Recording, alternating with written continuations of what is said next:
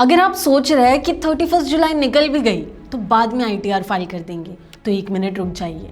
हम सबको पता है कि सैलरीड एम्प्लॉयज़ और आईटीआर 1 या आईटीआर 2 फाइल करने वालों के लिए आईटीआर फाइल करने की लास्ट डेट 31 जुलाई 2026 है। लेकिन इस डेडलाइन को मिस करना सिर्फ लेट आईटीआर फाइल करना नहीं होता, इसकी वजह से लेट फी देनी पड़ सकती है, हर महीने इंटरेस्ट लग सकता है, रिफंड में नुकसान हो सकता है और कुछ केसेस में कानूनी कार्रवाई भी हो सकती है। आज हम आपको बताएंगे कि 31 जुलाई के बाद आईटीआर फाइल करने पर आपको क्या क्या नुकसान हो सकता है, इसलिए वीडियो को एंड तक ज़रूर देखिए। नमस्कार, मैं हूं तमन्ना सिंह और आप देख रहे हैं मनी मंच। सबसे पहले एक बात समझिए, अगर आप 31 जुलाई तक आईटीआर फाइल नहीं कर पाते तो इसका मतलब ये नहीं है कि अब आईटीआर फाइल ही नहीं हो सकता। आप 31 दिसंबर 2026 तक बिलेटेड रिटर्न फाइल कर सकते हैं, लेकिन इसके साथ कुछ नुकसान भी होते हैं। सबसे पहला नुकसान, लेट फाइलिंग फी। इनकम टैक्स एक्ट के सेक्शन 234F के मुताबिक अगर आप डेडलाइन के बाद आईटीआर फाइल करते हैं तो 5,000 तक की लेट फी देनी पड़ सकती है।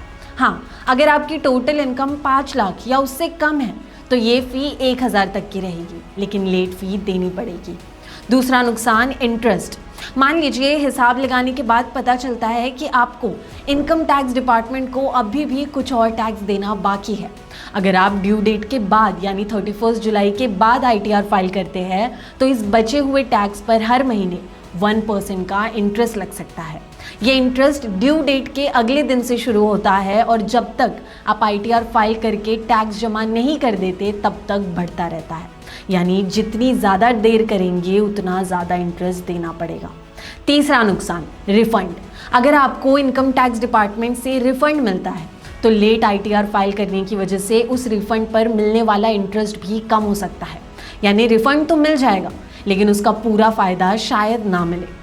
चौथा नुकसान, लॉस कैरी फॉरवर्ड। अब ये पॉइंट बिजनेस करने वालों और शेयर मार्केट में इन्वेस्ट करने वालों के लिए बहुत ज़रूरी है।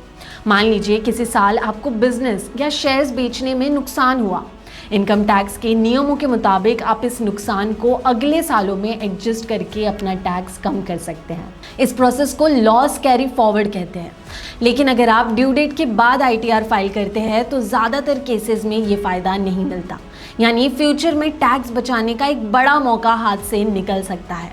और सबसे बड़ी बात, अगर कोई टैक्स पेयर 31 दिसंबर 2026 तक भी आईटीआर फाइल नहीं करता और उसने 10,000 से ज़्यादा टैक्स बचाने की कोशिश की है तो इनकम टैक्स डिपार्टमेंट कानूनी कार्रवाई भी शुरू कर सकती है। ऐसे केसेस में 3 महीने से लेकर 2 साल तक की सज़ा का प्रावधान है। हालांकि सारे लोगों के खिलाफ ऐसी कार्रवाई नहीं होती, ये सिर्फ कुछ खास मामलों में ही लागू होती है। तो आईटीआर फाइलिंग को लास्ट मोमेंट तक मत छोड़िए, अपनी कैटेगरी के हिसाब से डेडलाइन याद रखिए।